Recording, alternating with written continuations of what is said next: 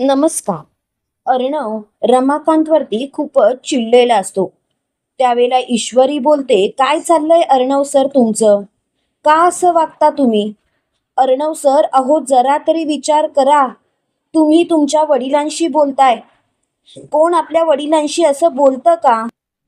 तेव्हा लगेच अर्णव बोलतो, पुरे ईश्वरी, तुला शेवटचं सांगतोय. मला या माणसाशी अजिबात बोलण्यात इंटरेस्ट नाही. तरी सुद्धा तू या माणसाला माझ्या माझ्या विरोधात जाऊन या घरात ठेवलंयस का? मी सिंदूर, का का तू असं वागतेस? तुला असं वागून मिळतंय तरी काय? तेव्हा ईश्वरी बोलते, अर्णव सर तुम्ही मला एक शेवटची संधी दिली आहेत ना, मग अर्णव सर तुम्ही का असं वागताय? प्लीज अर्णव सर, स्वतःला शांत करा आणि विचार करा. तेव्हा लगेच अर्णव बोलतो, काय विचार करायचा आहे मी, तूच सांग ना. काय विचार करायचा? या माणसाला जर का आमची काळजी असती तर खरोखर हा माणूस आम्हाला त्या परिस्थितीत असा सोडून गेलाच नसता. ईश्वरी, तू असा विचार का करत नाहीयेस? तू तू या माणसाचं मला काही एक सांगू नकोस. तेव्हा मात्र अर्णव तिथून रागाने जात असतो आणि तो रागाने जात असताना रमाकांतला त्याचा धक्का लागतो आणि रमाकांतची जी झोळी असते ती खालीच पडते. तेव्हा मात्र त्या झोळीमधून एक टोपी बाहेर पडलेली असते आणि त्या टोपीवरती चिंटू असं लिहिलेलं असतं. तेव्हा मात्र अर्णवचं लक्ष त्या टोपीवरती जातं. त्याच वेळेला लगेच ईश्वरीच्या डोळ्यामध्ये पाणी आलेलं असतं. रमाकांतचे डोळे सुद्धा भरलेले असतात.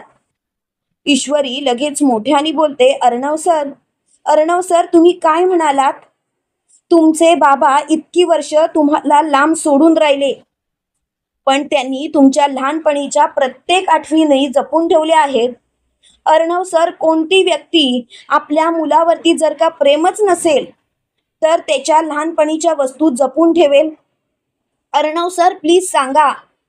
तेव्हा लगेच अर्णव बोलतो, हे बघ ईश्वरी, बस झालं, मला आता काही एक बोलायचं नाही. अर्णवचे डोळे पाण्याने भरलेले असतात. ईश्वरी म्हणते, अर्णव सर तुम्हाला काही बोलायची गरजच नाही, कारण तुमच्या डोळ्यातले अश्रूच सर्व काही बोलून गेलेत. तेव्हा मात्र अर्णव बोलतो, बस, काय चाललंय तुझं? का का तू असं वागतेस?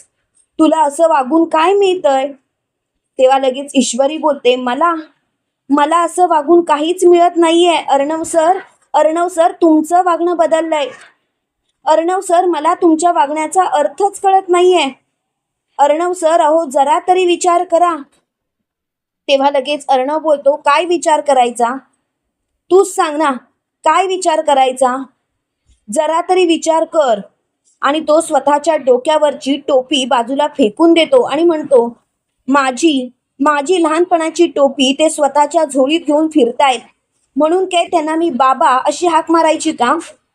तेव्हा ईश्वरी बोलते, बस झालं अर्णव सर तुम्हाला त्यांच्याशी नीट वागायचं नसेल नका वागू, पण त्यांचा अपमान करण्याचा अधिकार तुम्हाला नाही. अर्णव सर, ते सर्व काही सहन करतायत कारण त्यांच्याजवळ आता काही एक पुरावे नाहीत.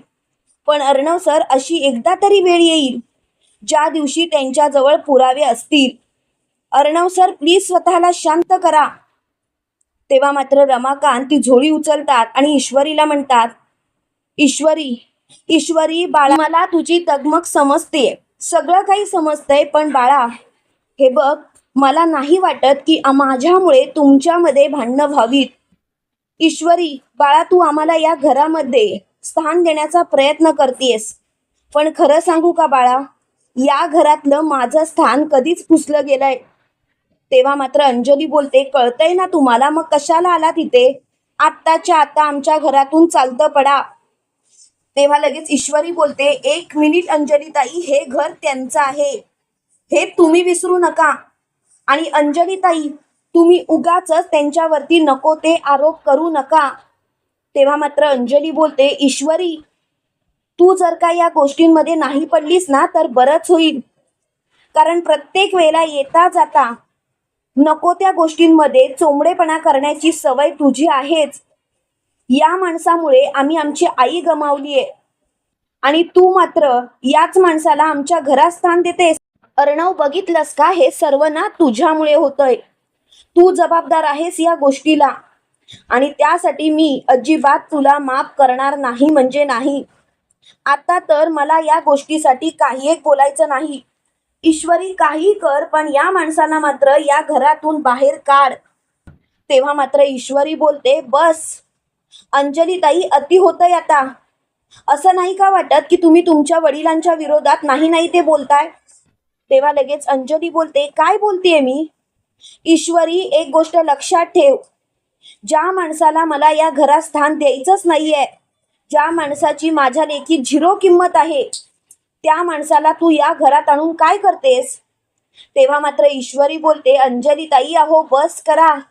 तुम्ही जे बोलताय ना त्याच्यावरती स्वतःचा कंट्रोल ठेवा, नाहीतर एक दिवस स्वतःच्याच तोंडाने तुम्हाला मारल्यासारखं होईल. तेव्हा मात्र अंजली बोलते, असं कधीच होणार नाही, आणि या माणसाला तर मी कधीच मान देणार नाही.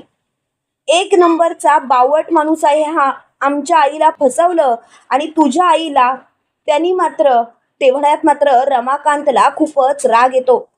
रमाकांत मोठ्याने बोलतो, अंजली बस झालं.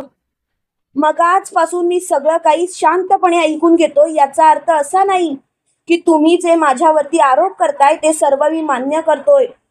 अंजली, एक गोष्ट लक्षात ठेवायची, आजपर्यंत मी सात्विका सोबत अगदी प्रामाणिकपणे राहिलो, आणि आज सुद्धा मी तिच्या सोबतच प्रामाणिक आहे. त्यामुळे तू उगाच माझ्यावरती आरोप करू नकोस. तेव्हा लगेच अर्णव मोठ्याने बोलतो, आरोप करू नकोस? कोण समजता कोण तुम्ही? आणि माझ्या ताईवरती आवाज चढवायचा नाही. जर का माझ्या ताईवरती आवाज चढवण्याचा प्रयत्न जरी केलात ना, तर मी विसरून जाईन की तुम्ही कोण आहात ते. तेव्हा मात्र रमाकांतचा राग अनावर होतो, आणि रमाकांत चक्क अर्णववरती हात उचलतो आणि अर्णवला बोलतो, बस अर्णव. अर्णव, काय चाललंय तुझं?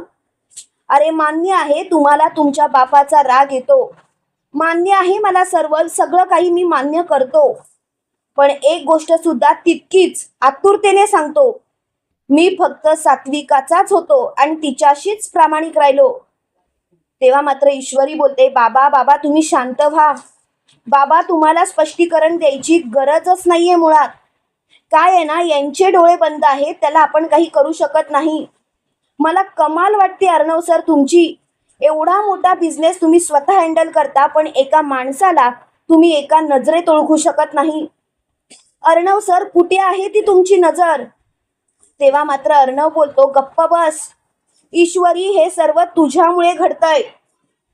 तेव्हा मात्र अविनाश मामा बोलतात, अर्णव शांत हो. अर्णव, खरं सांगू का, या सर्व गोष्टींमध्ये भाऊजींची काहीच चूक नाही असं मला वाटतंय. अर्णव, प्लीज प्लीज स्वतःला शांत करशील का? तेव्हा मात्र लगेच अर्णव बोलतो, पुरे झालं, मला आता शांत वगैरे काही एक व्हायचं नाही. मला मुळात या माणसालाच या घरात ठेवायचं नाहीये. काही करा आणि या माणसाला या घरातून हकलून द्या. तेव्हा मात्र त्याची खूपच चिडचिड होते. त्यावेळेला रमाकांत ईश्वरीला बोलतो, ईश्वरी प्लीज मला जाऊ देत. इतके वर्ष हे सर्व आरोप स्वतः सोबत घेऊन मी चालतोच आहे, पण खरं सांगू का ईश्वरी, अजून आरोप जर का माझ्यावरती झाले तर बाळा मी नाही सहन करू शकत. ईश्वरी, मी माझा स्वाभिमान असा पायाखाली नाही ठेचू शकत. तेव्हा मात्र ईश्वरी बोलते, बाबा बाबा, संकटापासून लांब पळायचं नाही आपण. एक ना एक दिवस आपण यांची मनं बदलायची. तेव्हा मात्र रमाकांत बोलतात, ईश्वरी, तो दिवस कधी येईल हे मला माहिती नाहीये, पण ईश्वरी एकच गोष्ट सांगेन, ती म्हणजे तू स्वतःच विचार कर, मी या घरात कसा राहू? येता जाता सगळ्यांच्या नजरा माझ्याकडे त्याच नजरेने बघतात. तेव्हा मात्र ईश्वरी बोलते, मला कळतंय, मला समजतंय, पण प्लीज बाबा प्लीज स्वतःला सावरा. तेव्हा मात्र रमाकांत बोलतात, ईश्वरी, फक्त तुझ्यामुळे मला या घरात राहावंसं लागतंय. ईश्वरी, तू असा विचार का करत नाहीयेस? तेव्हा लगेच ईश्वरी बोलते, बाबा, तुमच्या या मुलीसाठी तरी तुम्ही स्वतःला या घरात थांबवू शकता ना? कारण बाबा, तुमच्या या मुलीचा शब्द आहे, एक ना एक दिवस तुमच्यावरती लागलेले सर्व आरोप ती फेटाळून लावेल. पण बाबा, एक शेवटची संधी तरी द्या तुमच्या मुलीला. तेव्हा मात्र लगेच रमाकांत बोलतात, ईश्वरी, ठीक आहे बाळा, अगं तू बोलतेस यातच मला समाधान आहे. मला नाही माहिती माझ्यावरचे आरोप फेटाळून लावशील की नाही, पण मला या जन्मात तुझ्यासारखी मुलगी मिळाली, माझ्या अर्णवला तुझ्यासारखी बायको मिळाली, याचं मात्र मला समाधान आहे. तेव्हा ईश्वरी बोलते, बाबा तुम्ही जा, तुमच्या रूम मध्ये जाऊन आराम करा. रमाकांत तिथून निघून गेलेले असतात. त्यावेळेला ईश्वरी अर्णव जवळ जाते आणि अर्णवला बोलते, अर्णव सर, तुमचं जरा अति होतंय. अर्णव सर, अर्णव सर, स्वतःच विचार करा तुम्ही कसं वागताय ते. तेव्हा मात्र अर्णव मोठ्याने बोलतो, तू गप्प बसा, आता उगाचच मला काही सांगण्याचा प्रयत्न करू नकोस आणि प्लीज स्वतःला शांत ठेव. तुझ्या समोर त्या माणसाने माझ्यावरती हात उचलला. तेव्हा लगेच ईश्वरी बोलते, अर्णव सर, त्या गोष्टीचा तुम्हाला राग आलाय? अर्णव सर, अहो विचार करा, तुम्ही तुमच्या वडिलांवरती काय काय आरोप केलेत. मान्य आहे लहानपणापासून तुमचे वडील तुमच्या सोबत नव्हते, पण तुमच्यावरती हात उचलण्याचा सुद्धा त्यांना अधिकार नाही आहे का? अर्णव सर, चुकताय तुम्ही, आणि तुम्ही चुकलात म्हणून तुमच्या वडिलांनी तुमच्यावरती हात उचलला आणि त्याचं तुम्हाला वाईट वाटतंय. आणि अंजली ताई, तुम्हाला शेवटचं सांगते, स्वतःच्या तोंडाला लगाम द्या अंजली ताई, कारण जी खात्री मला आहे ना, ते सत्य जर का तुमच्या समोर आलं तर कदाचित तुमच्या पायाखालची जमीन घसरेल आणि त्यावेळेला मात्र तुम्हाला कुठे तोंड लपवू असं होईल. कारण तुम्ही आता तुमच्या वडिलांशी ज्या नजरेला नजर मिळून बोलताय ना, तेव्हा मात्र तुम्ही त्यांच्या नजरेसमोर उभं राहणार नाही. एक गोष्ट लक्षात ठेवा अंजली ताई, तुमचे वडील निर्दोष आहेत आणि त्यांच्यावरती नको ते आरोप करू नका. अंजली ताई, नको त्या गोष्टींमध्ये ना खुपसू नका, स्वतःला शांत करा. तेव्हा मात्र अंजली बोलते, हे सर्व तुझ्यामुळे होतं ईश्वरी, आणि त्यासाठी मात्र मी तुला कधीच माफ करणार नाही. तेव्हा मात्र ईश्वरी अंजलीकडे बघतच राहते. तर इकडे मात्र रमाकांतच्या डोळ्यात पाणी आलेलं असतं. ईश्वरी रमाकांतसाठी पाणी घेऊन आलेली असते. त्यावेळेला लगेच ईश्वरी मोठ्याने बोलते, बाबा काय झालं? बाबा तुम्ही का रडताय? तेव्हा मात्र स्वतःच्या हाताला त्यांनी मारून घेतलेलं असतं आणि त्यांचा हात रक्तबंबाळ झालेला असतो. ते बघून ईश्वरी बोलते, बाबा हे काय केलं तुम्ही? बाबा केवढी मोठी जखम झाली हे कळतंय का तुम्हाला?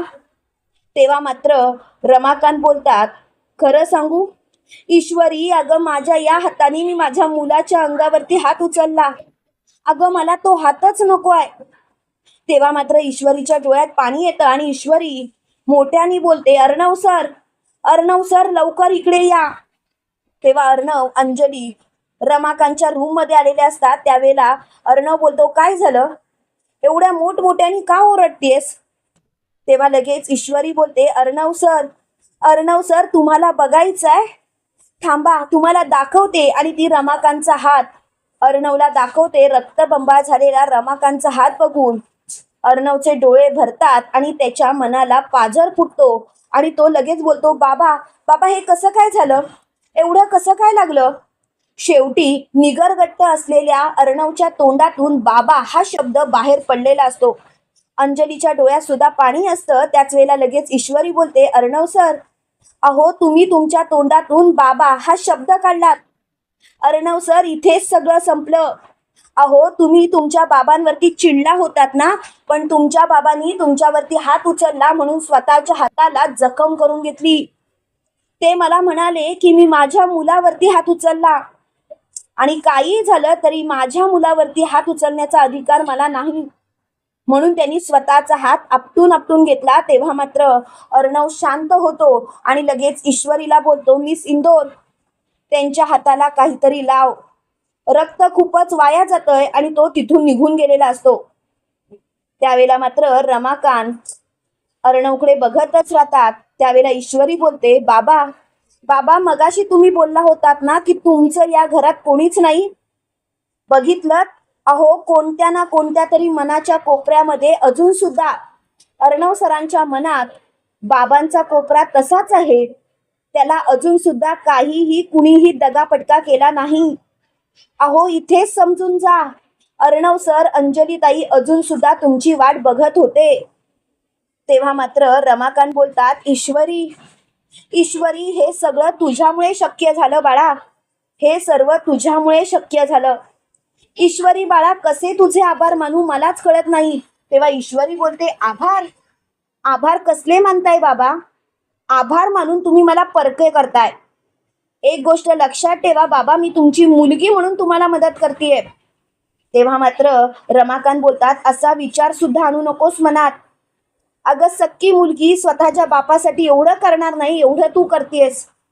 आणि कितीही काही झालं ना तरी मी माझ्या देवाचे आभार मानतो, कारण माझ्या अर्णवच्या पाठीशी ठामपणे उभी राहणारी माझी ईश्वरी त्याला बायको म्हणून मिळाली. तेव्हा मात्र ईश्वरी बोलते, अर्णव सर खूपच भावूक आहेत, खूपच हळवे आहेत. त्यांच्या मनात तुमच्याबद्दल गैरसमज नाहीये, पण जे काही गैरसमज आहेत ते आपण आता त्यांच्या मनातून काढून टाकले पाहिजेत, तेही पुराव्यासकट. तेव्हा लगेच रमाकांत बोलतात, ईश्वरी, आजपर्यंत एकटा लढत होतो, एकटा वेड्यासारखा वन वन भरकटत होतो, पण आता मात्र कळून चुकलं ईश्वरी. ईश्वरी, आता तू म्हणशील ते मी करायला तयार आहे. तेव्हा लगेच ईश्वरी बोलते, झालं तर मग कसला विचार करताय बाबा? कसलाच विचार करायची गरजच नाही. मी आहे ना तुमच्या सोबत, सगळं काही नीट करेन. बाबा फक्त तुम्ही तुमच्या या मुलीवरती विश्वास ठेवा. तेव्हा मात्र रमाकांत बोलतात, आहे, माझा तुझ्यावरती विश्वास आहे. इकडे अर्णव त्याच्या रूम मध्ये आलेला असतो आणि त्याचे डोळे पाणावलेले असतात. त्याला रमाकांतचा रक्तबंबा झालेला हात त्याच्या डोळ्यासमोर दिसत असतो आणि तो स्वतःशीच म्हणत असतो, का त्यांनी असा स्वतःला त्रास करून घेतला? त्यांनी त्रास करून घ्यावा अशी माझी इच्छा सुद्धा नव्हती. तुम्हाला काय वाटतं मित्रांनो, खरोखर अर्णवच्या मनाला पाझर फुटून रमाकांतची बाजू समजून घेऊन खरोखर रमाकांतला निर्दोष सिद्ध करण्यासाठी ईश्वरीला अर्णव मदत करेल का? कमेंट करून नक्की कळवा. आणि असेच मालिकेंचे नवनवीन अपडेट पाहण्यासाठी व्हिडिओला लाईक आणि चॅनलला सबस्क्राईब करायला विसरू नका. थँक्यू.